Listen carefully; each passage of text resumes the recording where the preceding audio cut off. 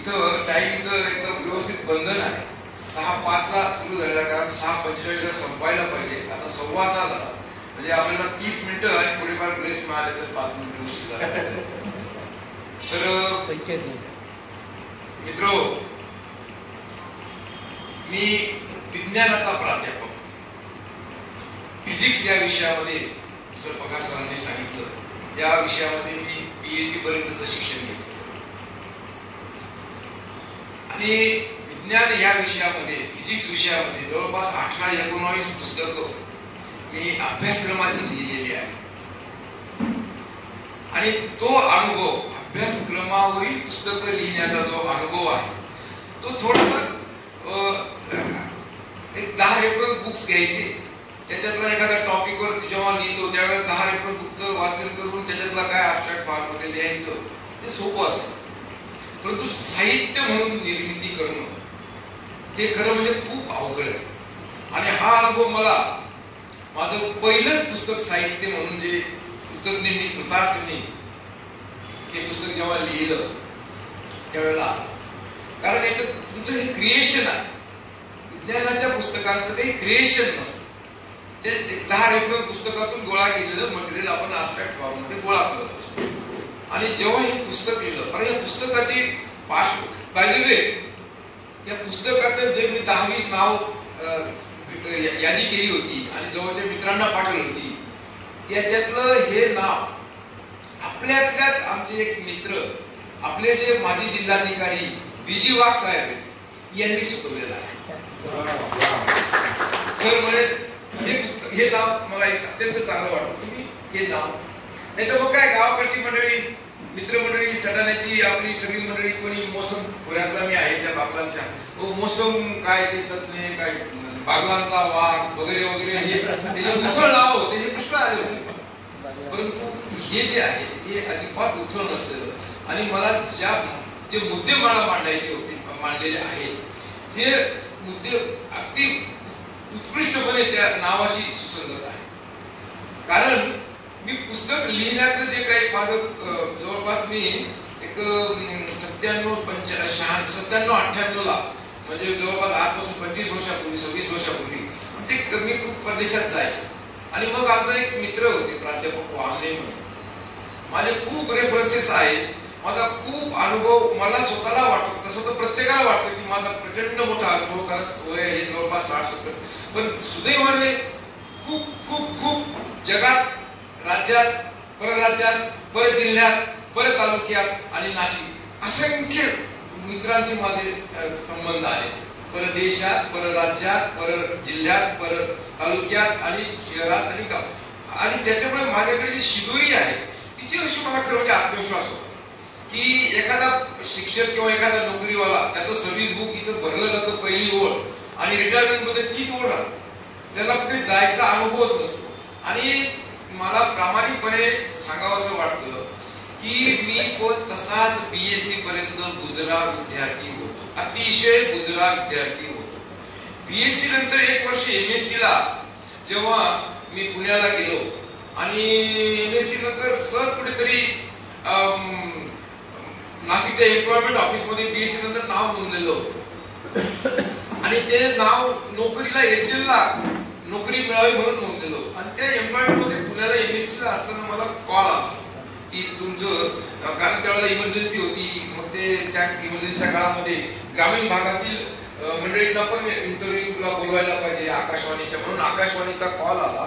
आणि मी पुण्याहून MSc चालू असताना मुंबईला गेलो, आणि तिथं मग ते सगळं माझं सिलेक्शन झालं. आणि मग आकाशवाणीमध्ये मग मी MScचा अनुभव शिक्षण सोडून इकडे आलो. तर तो मुद्दा थोडा पुढचा आहे, पण आपण जे म्हणतो कृतज्ञ मी जे म्हटलोय त्याचं कारण म्हणजे जेव्हापासून मला आठवतं ते साधारण मला सगळ्यात जुनी आठवण जी आहे, some of the points may not be related to my book, पण एक साधारण माझं आयुष्य काय, व्हॉट इज दिस ऑटोबायोग्राफी. हे म्हणजे ऑटोबायोग्राफी म्हणजे स्वतःच्या विषयीचं बायो, म्हणजे स्वतःच विषयी तो जो नॅरेटिव्ह आहे, हा नॅरेटिव्ह स्वतःविषयी, स्वतःच्या कुटुंबाविषयी, स्वतःच्या समाजाविषयी नेहमी फिरत राहायला पाहिजे, ही ते ऑटोबायोग्राफी असते. आणि म्हणून माझ्या भोवताली ज्या ज्या गोष्टी फिरत आलेल्या आहेत ते या पुस्तकात उल्लेख केलेला आहे. मग मला आठवतं तो मुद्दा मी दिलेला नाही, पण मी मला सगळ्यात पहिली जी काही जुनी आठवण असेल 1955चा माझा जन्म, आणि मला असं वाटतं कैलासवासी भाऊसाहेब हिरे हे काहीतरी 64 वगैरेला वारले असावे, ते लगेच बघते गुगलवर, पण वारले असावे. त्यावेळेला माझे वडील त्या दाभाडी गावाच्या अंत्यविधी करून नेमगावला का मालेगावला अंत्यविधी करून ते परत आले. तेव्हा मी विचारलं कुठे गेले होते, तर म्हणजे अशी एक मोठी होती त्यावेळेस ते 1964 आहे आणि 9 वर्षाचा वगैरे मी असं. तर तेव्हापासूनच्या पहिली आठवण मला आज स्मरणात असलेली सांगतो. तेव्हापासून तर आजपर्यंत त्या क्षणापर्यंतच्या असंख्य आठवणी जे माझ्या संग्रही आहे, या संग्रही आठवणी मग मला वाटत होतं, मी सांगितल्याप्रमाणे माझ्या मित्राने सांगितलं तुम्ही लिहा परदेशात तुमचे अनुभव लिहा. परदेशात तुम्ही सारखे जातात, इंटरनॅशनल लेवलला सायंटिस्ट म्हणून मी खूप ठिकाणी गेलेलो आहे माझं रिसर्चचं पब्लिकेशन प्रेझेंटेशनसाठी, आणि त्याच्यामुळे मी जवळपास 9-10 देशांमध्ये त्या कामासाठी सायंटिस्ट म्हणून गेलेलो. आणि मग त्या मित्राला मग मी सांगायचो स्टाफ मेंबर म्हणून की सर, ते विचारायचे क्युरियसली की कसं तुमचं हे झालं, त्या देशातलं काय अनुभव, त्या देशातलं सर तुम्ही पुस्तक का लिहिली. म्हटलं पुस्तक लिहायला मी तुम्हाला ती लिहाय, कारण तुम्ही साहित्यिक आहात. प्रकाश वामने नावाचे चांगले साहित्यिक आहेत, प्राध्यापक आहेत, ते चांगला माणूस आहे. म्हटलं मला हे थोडंसं अवघड होईल, तुम्हाला मी सांगत नाही, तुम्ही करता का, करू म्हणे, परंतु ते बाजूला पडलं. आणि मग जेव्हा मी वेगवेगळ्या पार्ट्स मध्ये जेव्हा मी बोलतो, तर हा पार्ट माझा जो मी बोलतोय तो म्हणजे मला हे पुस्तक लिहिण्याची सुरुवात कुठून झाली, ही कल्पना कशी आली, आणि त्याच्यानंतर हे मूर्त स्वरूप कसं आलं हे आधी मी बोलतो. नंतर मग माझ्या या सगळ्या पुस्तकात आठवण. तर मग झालं असं की ते सगळं 97-98 ची गोष्ट ती. नंतर मी 2017ला अमेरिकेला दरवर्षी 2 वर्षांनी जात वगैरे असतात, आपली मुलगी वगैरे आहे, त्यामुळे एवढी 2 वर्षाची जवळपास किंवा कधी कधी रिपीटेडली दरवर्षी पण जात असतो. मुलगी सर आय नो तुम्हाला जायचंय, तुम्ही आला त्याबद्दल धन्यवाद, तुम्ही हे पुस्तक वाचलेलंच आहे आणि तुम्ही तुमचं फीडबॅक पण दिलेला आहे. Yes sir, thank you sir. तर मी अमेरिकेला जेव्हा बोललो 2017ला, तेव्हा त्यांनी असं आमची मुलगी, आमचे जावई, आमच्या नाती या सगळ्यांनी मला असं जेवण करत असताना असं गप्पा जेवतात सांगितलं म्हणायचं काय की पप्पा तुम्ही पुस्तक लिहा. अहो मॅडम म्हटलं मला हे सायन्सचं पुस्तक लिहायचं तर चांगली सवय आहे, परंतु हे जर आवड लिहा की म्हणे.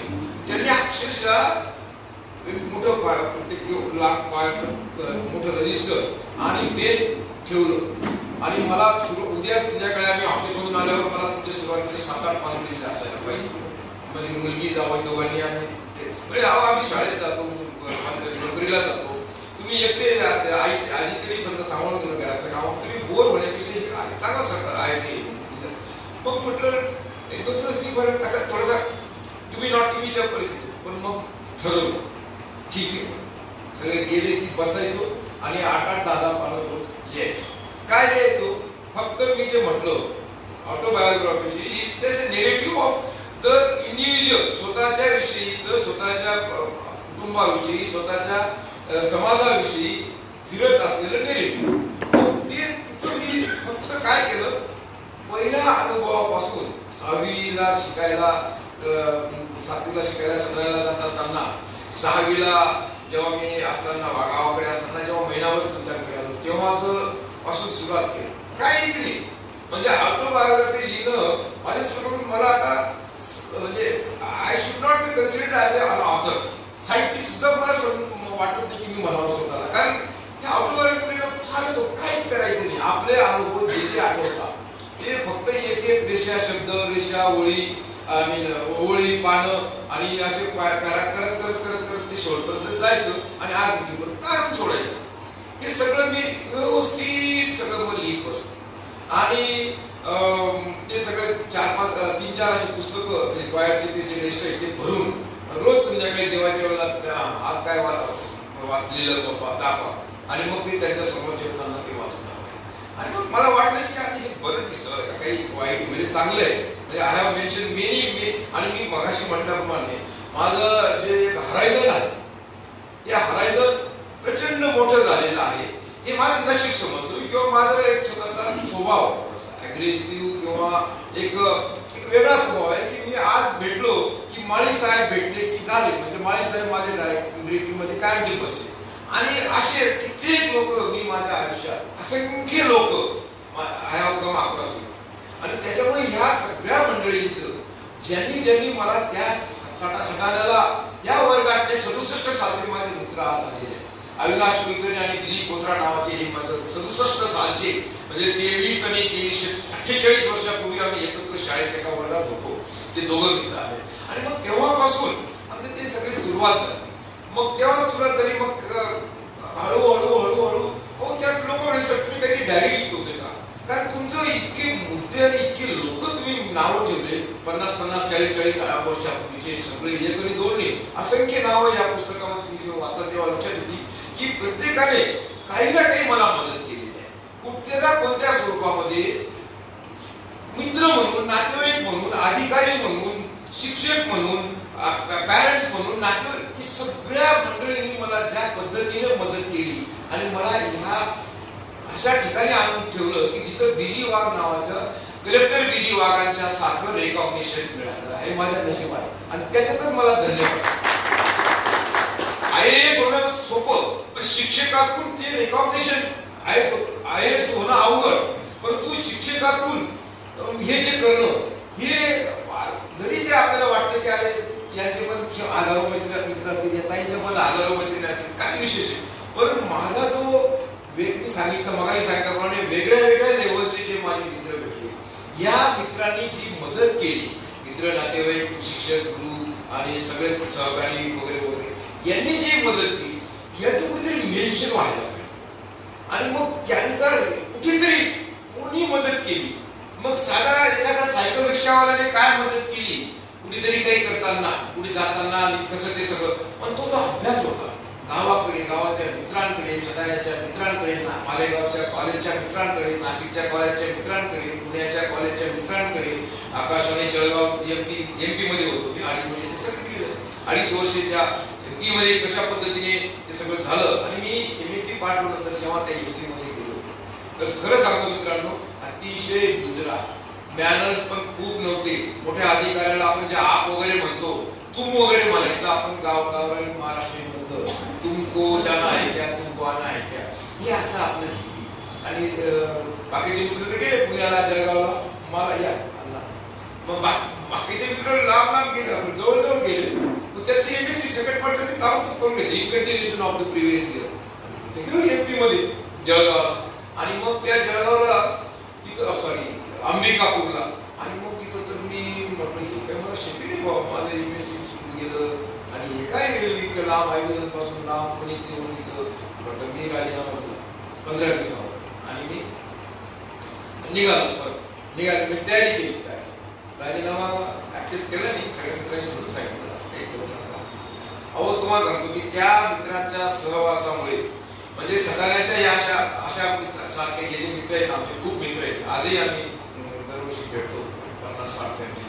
तर ह्या मित्रांच्या तर सहवासात त्या ग्रामीण वाघळ्यातला तो भिवा ज्याला काही कळत नव्हतं, ज्याला काही सुदैवाने स्वतःविषयी थोडं बोललं जाणार, स्वतःविषयी थोडंफार बोललं जाणार, त्याच्यात I can't avoid every time, पण सुदैवाने थोडासा बरा होता अभ्यासाला. त्याच्यामुळे ह्या सगळ्याच्या लोकांमध्ये असा येडा बावळा आला खेळावरून असं नव्हतं, पण तरी मॅनेज तर असेल ना ग्रामीण भागातले. आणि हे सगळे कुलकर्णी, बोथरा, मारवाडी ब्राह्मण मंडळी एकदम हायफाय ठोकरदार आणि एकदम टकाटक, आणि यांच्या बरोबर राहणं थोडंसं मला पण गुजरावं. पण हे मित्र माझी चांगले मिळाले सगळे. आणि मी बोर्डिंगमध्ये राहतो बघा, बोर्डिंगमध्ये राहिलो असतो तर ते बोर्डिंगचेच मुलं खेड्यावरचे, त्यांच्या संवाद राहायचो. मी राहायचो गावात सुलत्यांकडे, सुलत्यांनीच मला आणलं. चल बाबा तुला आता गावाकडचं शिक्षण संपलं, आता तुला सटाण्याला घेऊन जातो. आणि मग त्यांनी 11वी पर्यंत मला तिथं ठेवलं. आणि त्या काळामध्ये माझ्या काका गेले सगळं 84 वर्ष 3 वर्षापूर्वी, पण काकू अजूनही आहे. माझ्या काकूंनी शेवटी कसं आहे, मुलं आणि पुतण्यामध्ये फरक असतो. त्यावेळेला माझ्या काकूचे माझे खटके भरपूर व्हायचे, पण ती काकूचे उपकार, त्या काकूचे उपकार मी कधीही न विसरणारा गेल्या 30 वर्षापासून. त्यावेळेला खटके होतात, लहान बाळ असतो, मी 7वी 8वी वाला, आणि मग ते काकू काहीतरी जेवण आलेलं असतं, बरं काकूकडे शिकायला 2 नाते, एक भाचा भाची आणि मी आपला पुतण्या. त्यांच्यावर तर काय भाचा भाची म्हणजे मोठा रिस्पेक्ट वर, त्यांना तर काय राहता येत नव्हतं. आणि मग पुतण्या उत्सुक मला तो त्रास होत होता. कामही सगळ्यात जास्त मला करावं लागायचं. पण हे त्यावेळेला मला थोडंसं व्हायचं, मी पण थोडंसं आगे दुखून करायचं काकूची तो भागवला. पण त्या सगळ्या गोष्टींमुळे मी जे घडलो गेलो, माझ्या काकूने जे मला घडवलं, माझ्या काकांनी जे मला जे प्रेम दिलं, हे चिकुटा हा वाटतं काही मी कधी मनात ठेवतो. आज माझी काकू माझ्या त्या चुलत भावांपेक्षा जास्त प्रेम माझ्यावर, माझ्या त्या चुलत बहिणींच्या 40 वर्षापासूनची दिवाळी मी करतो सख्या भावांपेक्षा मी करतो. आणि जे मी माझ्या काकांनी जी मला मदत केली त्या आणून सटाण्याला आणून, अदरवाईज इथे दिले ते सगळं. अदरवाईज मी गावाकडे येत असतो ना, काय नाही, ते नदीला पूर आला की नको दोष आहे, नदी मोसम नदी आहे मध्ये जाऊ दे, आज शाळेला नको जाऊ, ते पूर आलेला आहे. मग ते नीट जाते अभ्यासाची याची सगळ्या भाकरी, आणि त्याच्यामुळे मग सगळे चांगले 90% मुलं घरी शेती करतात आणि परिस्थिती पण पेटा की तरी खूप दुसऱ्याच्या कामाला जरी जात नव्हतो तरी पण फार व्यवस्थित असं वर्षभर एकदम छान छान होईल असं काही नाही. कुठेतरी ज्येष्ठ आषाढ सगळी करायची, खूप काही अतिशय छान होती परिस्थिती, किंवा दुसऱ्याच्या कामाला जायचं एवढं वाईट. अशा परिस्थितीत तू दाखवायचं शिक्षण झालं तर मग आता मी याच्यात दिलेलं आहे की मी 8वीला जेव्हा गेलो यांच्याबरोबर, तर चुलतीने यांच्यावर 7वीला मराठी शाळेतून एका चुकीला मी सगळे गेलो. पण चुलते म्हणे बाबा तुला सकाळचं शिक्षण नको, सकाळची तुकडी नको, तुला ते पाणी बिणी भरावं लागतं, सगळं 40-50 खेपा कळशी बादली भरून ते भरावं लागतं आणि नळ सकाळी असं दुपारची करू. मग यांची तुकडी माझी 11वी पर्यंत वेगळ्या तुकडी होतो, जिथं मी 4था आलो, 8वीला, 2रा आलो, 9वीला, पहिला आलो 10वीला, आणि मग आम्ही एकत्र सगळे आलो. मग तिथेही बऱ्यापैकी असायचं. मग हुशार ना, कधीही मला असं वाटलं नाही की मी सायन्सला जाणार नाही का काय, थोडासा कॉन्फिडन्स होता. मग 11वीला बरे मार्क्स मिळाले. तसं तर दरवर्षी रिझल्ट लागतो शाळेचा, 8वी 9वी 10वीचा. सगळे गावात शिकायला असलेली मुलं बसने यायचं, स्वतःला रिझल्ट लागून घरी जायचं. मग मी काय सगळ्यात उत्कृष्ट रँक असलेला, चांगले मार्क असलेला, मग मोठ्या त्वरत जायचं बाबाच्या. त्यामुळे मला असं न्यूनगंड अभ्यासाबाबतीत नव्हतं. आणि मग एक गावातील मोमेडियन डॉक्टर गुलाब बनसुरी नावाचे मालेगावचे मोठे डॉक्टर होते, वारले 2 वर्ष. तर ते जेव्हा सोलापूरला इंटरेस्ट होते, म्हणजे काय तुझा प्लॅन आहे आता, मार्क चांगला आहे, काही सायला जायचं म्हणजे सो कॉन्फिडंट आय वॉज. म्हणजे मला सांगावं वाटतं की 11वीला लोक थोडेसे पावरलेले असतात, काय करू, चुकून 8ला जातात म्हणजे हुशार असूनही गायडन्स नाही, चुकून 8ला कॉमर्सला निघून जातात. माझा एक मित्र किरण जिभाऊ सोनवणे आणि पद्माकर पंडित बीजे मेडिकल कॉलेजचा प्राध्यापक, ते पण एकदम उत्कृष्ट, एकदम एक्स्ट्राऑर्डिनरी. पद्माकर पंडित तर त्याने केलं ते सगळं मॅनेज, एक वर्ष गॅप घेऊन MBBSचा नंबर लागून बीजेला आयुष्य घातलं, बीजे मेडिकल कॉलेजला प्रोफेसर म्हणून सगळ्यांना गायडन्स केलं 40-50 वर्ष. ही डिड वेल. पण तो किरण सोनवणे नावाचा अतिशय हुशार मुलगा, तो बँकेत गेला आणि बँकेत रिटायर झाला. That's all. थोडं सोशल ऍक्टिव्हिटीज भरपूर येते, तो पण तो पण हुशार होता. किंवा हा दिलीप बोचरा नावाचा मुलगा जो आहे माझा मित्र, हा युवा जिनियस, एक्स्ट्राऑर्डिनरी. त्याने कालपर्यंत पोस्ट टाकली की मी फ्रस्ट्रेट होऊन गेलो, मी BSc करून मोकळा होतो आणि बँकेत काम केलं. He did good. म्हणजे बँकेत मॅनेजर म्हणून त्याने केलं, तो भाग करला. किंवा आम्ही नॅशनल स्टेट बँकेत. पण हा दिलीप बोचरा युवा जिनियस, आणि तो म्हणतो की मी हे सगळ्या गोष्टी काही करू शकलो नाही, फ्रस्ट्रेशन आला असं म्हणजे कालपर्यंत पोस्ट टाकला. म्हणजे काही वेळा कसं होऊन जातं, थोडासा स्वभाव असा थोडासा अग्रेसिव्ह बोलला, नाही मला हे करायचं नाही, मला काय असं मला करायचं आहे. कोणत्याच कामामध्ये मी मागे हटलो नाही, कालपर्यंत आजपर्यंत कोणतंच काम आलं आणि मी मागे सरेंडर झालो असं माझं आयुष्यात मी कधीच केलं. आणि त्याच्यामुळे मी मग मालेगावला BSc ला गेलो. त्या डॉक्टर मनसुरे सांगितलं मी तो आता मालेगावला सॉरी सायन्सला जा. ओके, आमचे चुलते होते, आम्ही दोघं BSc केले FYला. इथे याची हवा लागली मेन रोडची, अभ्यासच केला नाही. काहीच केला नव्हता अभ्यास. डिसेंबरला डोळे बोलले की आपण घरची परिस्थिती काय, आपण नुसतं मेन रोडला फिरायला जातो, अभ्यास करत, क्लासेस बुडवतो, क्लासेस पैसे भरले, टाके पाणी वगैरे त्या काळी आमच्या काळी होते, पैसे भरले पण काही रेग्युलर नव्हतो. आणि मग डिसेंबरमध्ये मला एकदमच शॉकिंग असं मला कळलं की आपण फारच करतो. आणि मग 3 महिन्यामध्ये ते कसं तरी परीक्षा अभ्यास केला सिरियसली. शिक्षकांना सांगितलं मला हे समजून द्यावं. बिचारे शिक्षक वारकरी खाचले सर म्हणून अतिशय उत्कृष्ट शिक्षक होते ते नाशिकचे. ते बिचारे मला एकट्यासाठी वर्गात जानेवारी फेब्रुवारी लोक अभ्यासाला लागून गेले. मग कसं तरी ते अचानक रिझल्ट आला. गावाशी मुलगा आसखेडचा एक मुलगा आला माझ्याकडे आणि पास झालं. नंबर एकमेकाला घ्यायचा पेपर मध्ये यायचं त्यावेळेला रिझल्ट म्हणून तू पास म्हटला शक्यच नाही की आपण कानपूर परिषद नाही म्हणजे पास झालं. मग कानाला म्हटलं आता हे फार झालं आपण आपल्या महाराष्ट्रात चिटिंग नको करायला. मग सिरियसली SY मालेगावला परत गेलो. BSc केलं आणि मग MSc ला पण त्यावेळेला इथं आलो. BSc नंतर MVP मध्ये शिक्षकी व्यवसायासाठी अर्ज नोकरी मिळायची त्यावेळेला. तर तू असं घरी जा कटिंग करू अशी दुसऱ्या दिवशी साहेबांना भेटू तिसऱ्या दिवशी बरं असं काय घरी जा आणि घरी तुला ऑर्डर त्यांना ते सगळं मॅनेज करायचं असतं. आणि मग घरी गेलो तर हीच ऑर्डर आली कोणती MSc ऍडमिशनची माझ्याकडे अर्ज करून ठेवला गेलो चालू दर्शन आले. नंतर 8-10 दिवसामध्ये ऑर्डर आली. अरे परत म्हटलं भाऊ आता राहू दे मला करू दे कसं तरी ते परत माझं आर्थिक मॅनेज करून घेऊ त्याच्या मदतीने सगळं झालं. आणि मग हे जेव्हा आकाशवाणी झालं तर चल आता एवढी बारीक नोकरी मिळाली तर जा तिथे जॉईन होता सेकंड पार्ट. मग जळगावला जेव्हा आलो बदली करून त्यावेळेला अंमळनेरला अपडाऊन करून नोकरी सांभाळली. लहान भावाला शिकवायला गेलो आणि मग तो डबा यायचा 8 वाजता घरी. लग्नही त्याच वर्षी झालं. तिकडे जर गेलो तर लग्नही होत नव्हतं म्हणजे काय 6 महिन्यामध्ये यायचं तर 2,500-3,000 किलोमीटरवरून. बाकीच्या मित्रांचे लग्न 21-22 वर्षे होऊन गेले. माझं 22 गेलं, 23 गेलं, 24 गेलं. आता कधीतरी यायचं ही मुलगी पाहिली पसंत आहे ती मुलगी पाहिली पसंत गेलो परत. मग जळगावला आल्यानंतर सोपं झालं. मी खेळला रविवारी यायचो आणि मग संसारालाही सुरुवात झाली.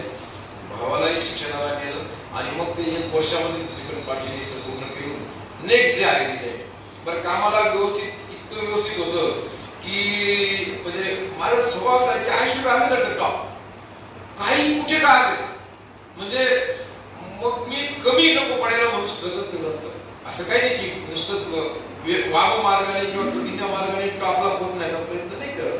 कष्टाने जिद्दीने आणि कसं टॉपला कसं जाता येईल नॉट ओनली माय अकॅडमी म्हणून माझ्या मित्रांमध्ये मला सगळं मी कसं उचलून धरायला पाहिजे याचे आटोकाट प्रयत्न करत असतात. तेच माझे ट्रॅकवरचे आकाशवाणीचे मित्र आलेले त्यांना पण हे सगळं जाणीव झालेली आहे की वास्तव का तर मी कधी त्यांच्याबद्दलचं प्रेम हे आणि मदत आणि त्यांच्यामध्ये मिक्स होणं ज्या the day on which I got retirement on 31 मे 2016 ज्या दिवशी रिटायर झालो तेव्हा मी फक्त भिवा वाघ नावाचा माणूस आहे.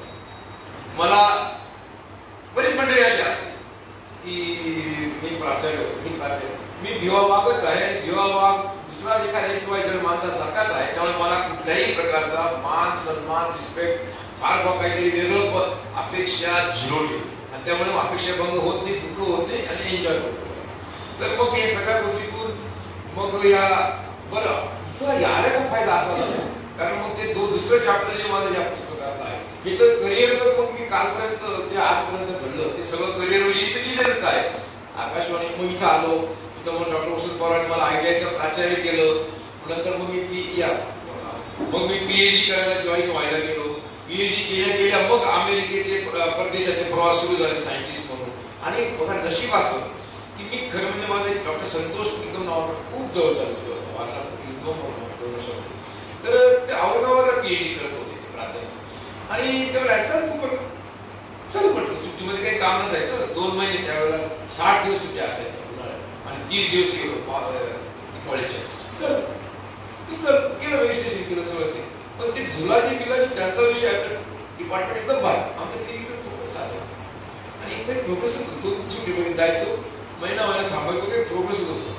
मग एकदा आमचे येणार भगाने नावाचे प्राचार्य पेटीच्या कॉलेजचे एकदम मोठे अतिशय नामवंत असे ते प्राचार्य त्यांचं नाव आजही काढलं जातं. मग ते एक दिवशी म्हणे त्याचा कोणीतरी एक माणूस त्या लिस्ट मध्ये सिलेक्ट म्हणे त्याचं नाव पाठवलं होतं दिल्लीला तो जात नव्हता आळशी होता. त्याला बोललो काय जात नव्हतं शेवटचं वर्ष आता 5 वर्षात आपल्याला संपला पाहिजे त्यांच्या वर्षी गेलो होता तू जात नाही मग हे सगळं वाया गेलं म्हणे नाही म्हणे मला नाही जायचं. मग ते काढून केली आणि PS पाटील मायक्रोबायोलॉजी आणि मग मला बोललो लेक्चर चालू असताना तर तुमचं PhD चालू आहे का? मग वास्तविक माझं PhDचं रजिस्ट्रेशन झालं कारण ते कामच होतं 2-4 वेळा सुट्टीमध्ये गेलो काय काही कोणी सोडून काही दिसत म्हणत अंदाज मग म्हट चालू गोष्ट चालू मग म्हणजे गोष्ट होईल का मग होईल असं मग मग मग करून बरं ठीक आहे म्हणजे मग तुम्ही आता 2-3 एक्सपर्ट लोकांना बोलवलं प्लीज सर्व सर ती लोकांना बोलवलं आणि दिल्लीला पाठवलं आणि गेलो पुण्याला जाणं पीएचडी करायला हेच तर नशिबाने अशा माणसाकडे गेलो की जो आजही 74व्या वर्षी डॉक्टर सतीश ओगले नाव सतीशचंद्र ओगले नावाचा शास्त्रज्ञ आमच्या आयएस सरांचे क्लासमेट्स होते त्यावेळेला इतका मोठा शास्त्रज्ञ आहे तो फिजिक्स विषयामध्ये आज म्हणजे महाराष्ट्रात तर जाऊ द्या पण इंटरनॅशनल लेवलला त्यांच्या इतकं संशोधन फिजिक्स विषयामध्ये होणार आणि त्यांच्याकडे गेलो त्याच्याकडे कोणी एमपी केलं होतं मी असं अपडाऊन करत कोणी एमपी फिजिक्स मध्ये अपडाऊन करत नव्हतं मी इथेही सांभाळायचो इथे दिसायचं मी जेव्हा रोलवर तिथे दिसायचं मी जेव्हा स्टुडंट एमपीला या असं एक वर्ष धावपळ करून पूर्ण केलं होतं तर सर मला पीएचडी करायचं म्हटलं मिळेल का मग त्याची लहर आली त्यांना लहरी हो काढ दिला आणि माझं करिअरच बदललं ते जर मी औरंगाबादला किस्मत पडलो असतो कदाचित पीएचडी झाली असतो 2-4-5 वर्ष जाऊन घेऊन बस तेवढंच राहिलं असतं पण ह्या माणसाचा रिसर्च अगदी जागतिक लेवलचा फ्रंट लाईन रिसर्च होता आणि मग त्या फ्रंट लाईन रिसर्चमुळे झालं असं की माझा रिसर्च अतिशय चांगला झाला आणि इंटरनॅशनल लेवलचा झाला आणि मग त्याच्यामुळे मग मला या सगळ्या लोकांनी मला घडवलं हेच याच्यात आहे कृतज्ञता म्हणजे पुण्याला एमजी ताकवले कुलगुरू आरजी ताकवले कुलगुरू नेगवेकर युजीसीचे अध्यक्ष हे 3 लोक मला भिडे विजी भिडे एमआर भिडे हे लोक मला शिकवायला होते जे आज त्यांचं नाव जगभर आहे किंवा नॅशनल लेवलला आहे आणि मग हा एक फ्रेश 74 समजा हे ओगले यांनी मला खूप संधी दिली खूप चांगलं काम करून घेतलं 1 वर्षानंतर म्हणजे आता तुला तुझ्या पद्धतीने यावं लागून पूर्ण करावं लागेल तुझं जे काय आहे यस आहे आणि मग आणखी 1 वर्षामध्ये गेलो आणि त्याच्यामुळे माझा रिसर्च इतका ऍडव्हान्स झाला की परदेशात जिथे पेपर पाठवतो तो ऍक्सेप्ट व्हायचा इंटरनॅशनल कॉन्फरन्सला जायचं मस्त आणि मग त्यावेळेला मी एक व्यसन लागून गेलो व्यसन लागायचा आधीचा पण एक शाळेतला अनुभव असा होता की माझ्याकडे 2 रुपये असते ना कुणीतरी घरच्यांनी दिलेले किंवा सुद्धांनी दिलेले तर मी पहिलं काम करायचं शाळेमध्ये काही परीक्षा असते ना 12 मार्च ते पैसे भरायचे आणि त्या परीक्षेला बसायचो आणि त्या परीक्षेमध्ये पास व्हायचो आणि असे भरपूर सर्टिफिकेट संस्कृत गणित इंग्रजी जे असायचं त्यावेळेला राष्ट्रभारती ड्रॉइंग इलिमेंटरी आणि काय दुसरी असते त्या ह्या सगळ्या परीक्षा वेळेसारखं मी फार करायचं काही एकच विद्यार्थी कोणाला तरी भाडं दिलं जाऊन ये त्या आधी घेऊन ये आणि त्या मावशीला तुझे घेऊन ये काही काम होतं तर पैसे घेऊन त्यांना घेऊन ये त्यांना दिले नाही दुसऱ्या दिवशी फॉर्म भरला तेवढे त्यांना पैसे दिले तर नाही काय केलं फॉर्म भरला प्रश्न म्हणजे असं परीक्षाचं फॉर्म भरायचं वेळ होतं तेव्हापासून आणि म्हणून मग ते माझं आयुष्यभर टिकलं इथेही कुठे काही एखादी स्कीम असली की रात्री 2-2 वाजेपर्यंत कॉम्प्युटरवर भरायचं फॉर्म आणि पाठवायचं आता हे सगळं करत असताना जेव्हा मी पीएचडी झालो आणि सगळं हे इंटरनॅशनल लेवलला सायंटिस्ट म्हणून माझं नाव कमावलं त्यावेळेला नेमकं 97 साली डॉक्टर DS आयर आणि मालजीराव मोगल यांच्या पॅनल निवडून डॉक्टर वसंत पवार हरले आणि त्यांनी माझी बदली पेटीएम म्हणून पिंपळगाव हे टॉप हिट लिस्ट मधले माणसं जे वसंत पवारांचा सध्या मी केला होता सगळे लपवता येईल आम्ही मित्रमंडळी फिरायचो आणि मग बदली होतच नव्हती अखेरी यांची झाली त्यांची कॅन्सल झाली रामचंद्र बापू यांचे सतीश मेवणी असल्यामुळे शाळक असल्यामुळे किंवा ते संतोष निकम त्यांचे एक अशोक गायकवाड नावाचे त्यांचे डॉक्टर या सगळ्यांचे संबंध असल्यामुळे त्यांचे आणि मी आपले चक्रा मारायचे काही करतच नव्हते मग एका प्राचार्याची आवश्यकता जाहिरात मी म्हटलं यांना निदान माझा बायोग्राफी समजून काय जेव्हा ही नवीन मंडळी आलेली या वसंत पवार सगळं डिटेल माहिती होतं हे नवीन आलेली यांना काय माझं माहिती नाही म्हणून आपल्याला कॅन्सल मग मी माझा अर्थ प्राचार्याचा त्याच्यासाठी एकही गोष्ट अतिशयोक्ती नाही काहीच अतिशय मी जे बोलतोय ना माझा स्वभावाचा हा एक भाग आहे की 100% ट्रान्सपरन्सी असते एखाद्या वेळेस कदाचित थोडंसं होईल समज मग मी तो अर्ज केला आणि 2000 साली इंटरव्ह्यूला 97ची बदली 3 वर्ष मी आपलं अपलोड करत होतो काही विशेष नव्हतं का आता ते पिंपळगाव वाटतं आता लोक सध्या आपलं मालेगाव वाटतं तर त्यावेळेला ते असं वाटायचं की अपमान वाटायचं हा बरं आपण ग्रुप आयुष्य काढलेलं पद्धतीने हाऊ कुड आय मॅनेज मी जी कमिटी होती पुणे विद्यापीठाची त्या कमिटीला आणि मॅनेजमेंटची कमिटी असे 10-12 लोक ठरवले. मी काय केलं 10-12 बायोडेटा ठरवली आणि शिकवायला दारावर मी मध्ये माझा नंबर आला की आपण सगळ्यांच्या पाहत होते आणि मग ते जे अध्यक्ष होते कमिटीचे तो मोठा माणूस होता जाधव खूप मोठा माणूस तो प्राचार्यांच्या महाराष्ट्र लेवलच्या संघटनेचा अध्यक्ष होता महाराष्ट्र पुण्याचं तिथले जे संस्थेचे प्राचार्य वगैरे आणि ओळख नव्हती माझी पाहिलं. मग मॅनेजमेंटला सांगितलं मॅनेजमेंट कशी असते बघा या सगळ्या लोकांचे उपकार कसे की ज्यांनी माझी बदली केली ना त्यांनीच जेव्हा त्या जाधवांनी सांगितलं की या माणसाला घ्या अहो तेच हांडे साहेब सोशलिस्ट विचारायचा विठ्ठलराव हांडे साहेब ते पण त्या बॉडीमध्ये घेऊन आले होते. हांडे साहेब म्हणे आता हे सांगतायत ना तर यांना घ्या सांगतायत नाही की हा माणूस चांगला आहे याचा बायोडा स्ट्रॉंग आहे मग यांचं विद्यापीठाचा माणूस सांगता पण घ्या ना कोणीतरी म्हणे अहो म्हणे हा डॉक्टर पवार यांची बदली केली आपण यांना कशाला घ्या मॅनेजमेंटचा एक माणूस कसलं मास्तर लोक कसलं प्रचार कसलं काय मॅनेजमेंट त्यांना काय तिथं माझं सिलेक्शन मी विरोधी प्रचार केल्यामुळे बदली झालेला माणूस माझं सिलेक्शन त्याच काळात झालं याचा पण मला अभिमान आणि त्याच हांडे साहेबांनी मला इतकं जवळचं मानलं की त्याच्याविषयी पण मी ह्या पुस्तकात व्यवस्थित दिलेलं. आता ठाकरे साहेब हे नंतर माझे काही झाले म्हणजे त्यांच्या मुलाला नितीन ठाकरेंच्या लहान भावाला माझी भाजी ती जिवंत असताना मीच लग्न जाऊ या ठाकरे साहेबांनी पण मला तुम्हाला सांगतो जेव्हा या ठाकरे साहेबांनी त्यांच्याविषयी अख्खा जिल्हा काय महाराष्ट्राला माहिती ठाकरे साहेब किती मोठे इंटरेस्ट होते बीजी ठाकरे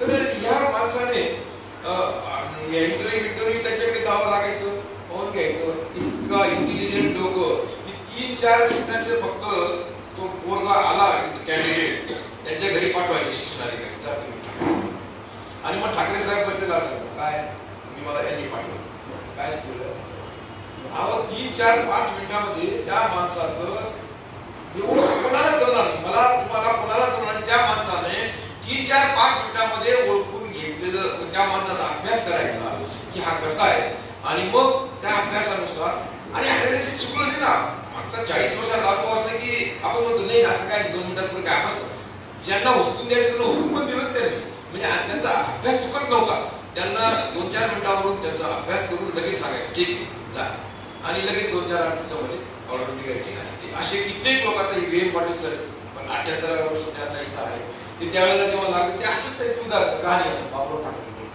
अशीच कहाणी असं आणि सगळ्यांच्या कहाणी आहे ठाकरे साहेब असे होते.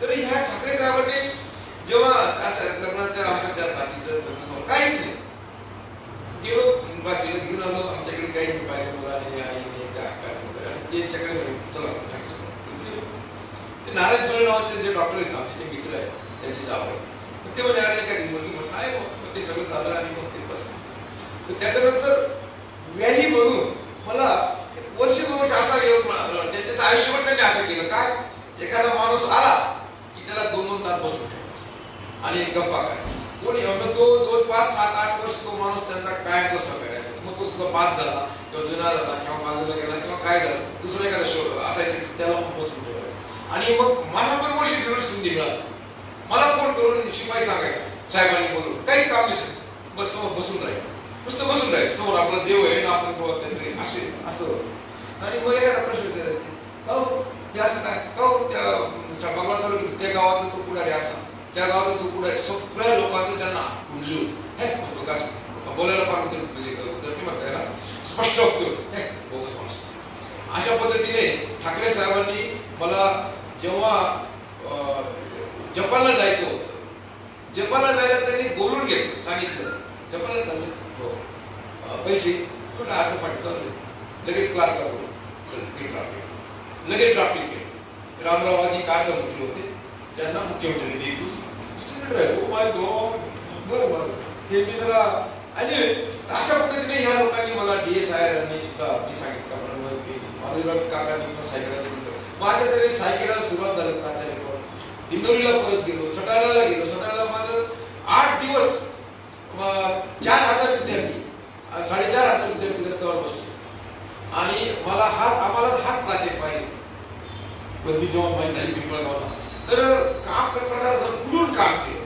हातचं राखून किंवा कंजूशी करून किंवा कोणी एखादा सहकार्य म्हणायचा तर तुमच्याकडे पुतळा बांधला आहे काय पुतळा पितळा येत नाही तर काम करा कामाने ना असंच मी आयुष्य कुटुंबाविषयी बोलायचं म्हणजे सुट्टीमध्ये जेव्हा दोन आता मला कमी वेळा शॉर्टमध्ये वाटतो. आता हे तर झालं माझं academically I have earn lot of credential. आज मी अकॅडमिक एवढं करत असताना मी जेव्हा सुट्टीमध्ये जायचो द्राक्षाचं मित्राच्या बागेत गेलो फोडून आले एवढं द्राक्षाच्या काड्या काढल्या बाग लावला. पहिला एकर लावला दुसरा एकर लावला. लहान भाऊ अशिक्षित होता मनीला आणि पायजामा घातलेला नवी झालेला हुशार होता पण त्याला मी काढलं नाही.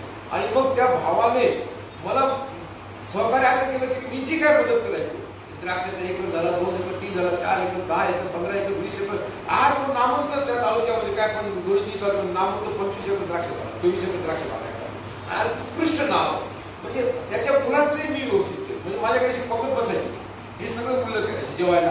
लहान लहान मुलं पहिलीपासूनची मुलं आणायचो MSc पर्यंत शिकवायचो आणि त्या सगळ्यांचं. म्हणजे मला काही लोकांनी या पुस्तकामध्ये जास्त का केलं की तुम्ही स्वतःच नाही केलं तुम्ही तुमच्या कुटुंबाला मोठं केलं तुमच्या बॅकग्राऊंड नातेवाईकांना मोठं केलं. हा या पुस्तकामध्ये दुसऱ्या चॅप्टरमध्ये.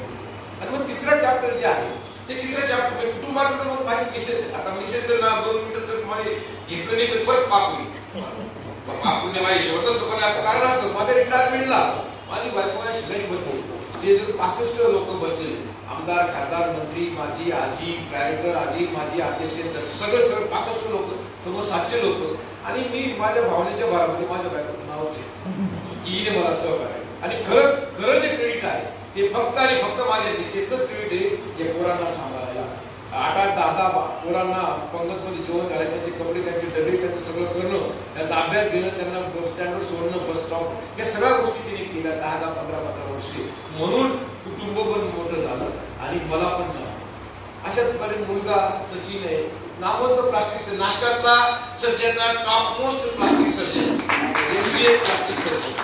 आणि त्याने पण त्याचं असं नाव कमवलेलं आहे कामाने कुठे कोणत्याच राजकारणात भाग घेतला. आता त्याला मेडिकल कॉलेजवर काय त्याला घेतलंय नंबरला तो कंटाळा करतो जायचा. अरे पण नाव घेतले तर जायचं ना पण मला वेळ पाहिजे ना लोकांना. आणि इतके ना तुम्हाला म्हणजे सचिन वाघ कोणाला विचारा तुम्ही त्याचं नाव असं आहे की सर तो सचिन वाघकडे तो पेशंट जाऊन तो ओळखीचा आणि उतरता जिन्यावरून मला फोन करतो काय पोरगा आहे सर तुमचा काय सर इतकं गुणगान तुम्हाला लागणार सांग कोणी प्रत्येक नातेवाईक ओळखीचा मित्र गेला इतकं त्याचं वागणं आहे. मुलगी अमेरिकेला अत्यंत चांगल्या पद्धतीने नात आमची आता ग्रॅज्युएट होते आणि चाललोय कन्व्होकेशनला.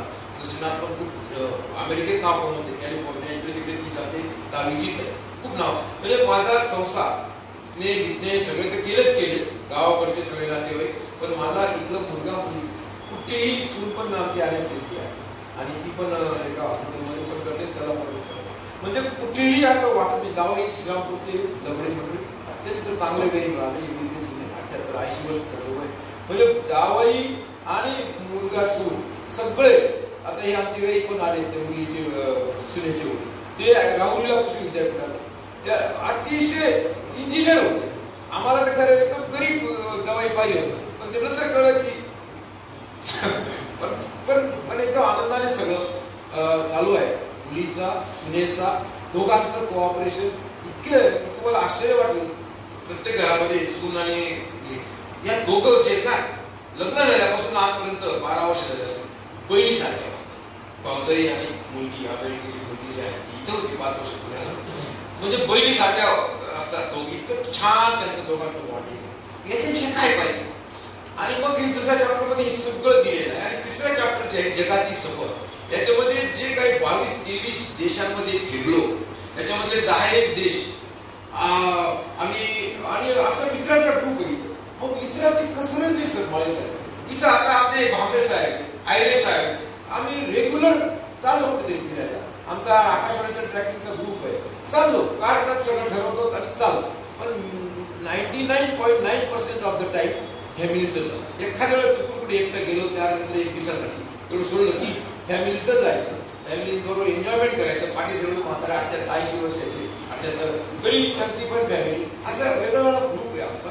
आणि मला ग्रुप हा सगळे लोक मला नाव देतात सर तुमचं ह्या ग्रुप बरोबर आहात त्या ग्रुप बरोबर आहात तयार झाले आणि हे सगळे ग्रुप आणि या सगळ्या परदेशातल्या या सगळ्या चक्करमुळे अमेरिकेला 10-12 वेळा जाऊन आलो, इतर देशांमध्ये झालो, असं चालूच आहे. या सगळ्या मित्रमंडळींमुळे माझं जीवन सुखी झालं आणि ज्यांनी ज्यांनी मला आयुष्यामध्ये मदत केली, ज्यांनी ज्यांनी मला आयुष्यामध्ये मदत केली, त्या सगळ्यांची कृतज्ञता या सगळ्या पुस्तकामध्ये कुठेही चुकूनही एखादं राहिलं असं नाही. हा, एका शालाचं चुकून उल्लेख राहिला तरी आमचे मॅडम नाराज आहे. सर माझे 4 भाऊ, तुम्ही 3 भावाचं बऱ्यापैकी सांगितलं, एका भावाचं चुकून राहिलेलं नाही. सगळ्यांनी सगळे एखाद्या होऊन जातं चुकून, एखाद 2 प्रिंटिंग मिस्टेक पण आहे. उदाहरणार्थ मी 20 वर्ष आणि 10 महिन्याचा असताना आकाशवाणीच्या नोकरीला गेलो, इथे हिशोब चुका म्हणून 19 वर्ष 10 महिने केले. आता आता इथं 1000 कोटी संपावर आला, पुढच्या पृथ्वीचा करेक्शन पण करता येईल. म्हणजे थोडक्यात माझं जे जीवन ज्या मंडळींनी, ज्या नातेवाईकांनी, आता आमचे जावई पण आहे, साडूंचे जावई पवार साहेब, ते डेप्युटी इंजिनियर, त्यांच्याबरोबर आमचा युरोपचा वगैरे दौरा झाला. म्हणजे आमचं एकटा कधी मला कशातून इंटरेस्ट आणि मी कोणाला सोपवलं ना, आता यादव अण्णा आहे हे, यांच्याबरोबर आता परत चला जाऊ आपण कुठे केलं, चला. मग एवढी व्यक्ती फक्त माणसं एवढं तर मला सगळं जावायचं आवडतो. आणि म्हणून मला या सगळ्यांमुळे ज्यांनी मला आयुष्यात मदत केली, फार अगदी 66 सालच्या अविनाश कुलकर्णी पासून तर कालपर्यंतच्या नवजीवन इन्स्टिट्यूटचे देशमुख, अहो परवा देशमुख आले, ते म्हणे सर मला परत यायचे चिप अडवायचं नाही त्या संस्थेमध्ये, नाही तुम्हाला परत यायचं म्हटलं, आता काय करायचं, नाही त्यांनी मला चांगलं पाकिट दिलं पाहिजे. मला पैशाचं नाही, आलं तरी फुकट कर, पण ते ऐकून त्यांनी पैशाचं तगडं पाकिट. म्हणजे सगळीकडे मला लोकांना कोणीही मला केकेवर स्वतः नसतं, मला त्या बाळासाहेबांनी सोडू नका, चालू द्या. मी 80 वर 85 88 वर्ष होता माणूस, कशाला तुम्ही सोडता, नाही मला आता 65 झालं, आय वॉन्ट टू स्टॉप. म्हणजे मी बळजबरी बाहेर, जिथं नाही तिथून बळजबरी बाहेर, कोणत्याही ठिकाणाहून याला हुसकुवा असं कधीही झालं. नोकऱ्याच्या बदल्यांच्या ठिकाणी तुम्हाला स्वतःला तसं पिंपळगावला, तसं शेड सायकोडा, हे सगळे उल्लेख केले, आता सांगू. पण या सगळ्या लोकांनी जिथं गेलो तिथं त्यांच्यामध्ये मिळून मिसळून मिक्स होऊन त्यांनी जे मला सहकार्य केलं, त्यांनी जे मला प्रेम दिलं, त्याची कृतज्ञता व्यक्त करायला ही प्रचंड मोठी संधी मिळाली. आणि मला असं वाटतं की ज्यांना असे आयुष्यातले अनुभव आहे, त्यांनी त्यांचं कुठेतरी लिखाण करून ठेवलं, ते पुढच्या पिढीला खरोखर काम आलं. आता माझ्या ठीक आहे, मुलाने काही मार्गदर्शन थोडंफार सूचना दिल्या होत्या, पण पुढच्या पिढीला पण ते कामाला येईल. आणि हे कायमचं लेखन झालेलं असतं, त्यामुळे आत्मचरित्र लिहिणं हे मला तरी वाटतं चांगलं आहे. मी त्याच्या आधी 5-6 आत्मचरित्र वाचले होते, असं काय नाही की घडलं लिहून टाकू. मी राजीव गांधीचे सल्लागार छान पिट्रोडा, इंदिरा गांधींचं, यशवंतराव चव्हाणांचं, शरद पवारांचे, असे 7-8 मोठे आत्मचरित्र वाचले होते. आणि मला अब्स्ट्रॅक्ट फॉर्ममध्ये माहिती होतं काय करायला पाहिजे असं. त्यामुळे असं काय नाही की घडलं मी आपलं सुरू केलं की ची मांडणी करायची. मग गावातले 3 पानं लिहिली गावाविषयी, की कसं बरोबर गाव आणि त्या गावातल्या गल्ल्या आणि गावातल्या शाळा आणि गावातलं मंदिर आणि गावातल्या रस्ते, शेती, मग ती शेतकरी 1933 साली रावळगाव कारखाना सुरू झाला, मग ते ऊस कसे गुराळा करून तिकडे, हे सगळी माहिती अतिशय प्रॉपर ठिकाणी प्रॉपर मुद्द्यांवर मांडली गेलेली माहिती, माझ्या भोवतीच फिरणारी ती सगळं नॅरेटिव्ह मी अत्यंत चांगल्या पद्धतीने प्रयत्न केलेला आहे. आणि